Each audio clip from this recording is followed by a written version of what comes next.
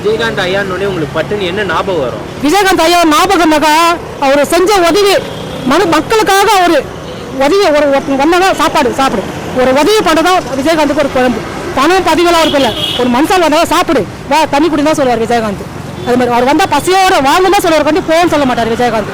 வீடு தேடி வந்தால் சாப்பிட்டு போகணும் சொல்லுவார். ஒரு பதவி பண்ணலாம் எனக்கு தெரியாது, என்னோட பணத்துக்கு அவர் சொல்கிறேன் நானுங்க. எனக்கு அவர் இறந்தோடனே உங்களுக்கு வந்து அந்த கேட்ட சந்தேரி எனக்கு ஆட் பிரபலம் எனக்கு வராது. எனக்கு அப்படியே எனக்கு அப்படியே மூச்சு அடிச்சு போய் எனக்கு ரமாபுரத்தில் தான் எங்கள் அப்பாவுக்கு அன்றைக்கி நினைவே நாள். எங்கள் அப்பாவுக்கு 30 கும்பரம் நான் விஜயகாந்த் சேர்த்து அவருக்கு அன்றைக்கி வந்துட்டார்.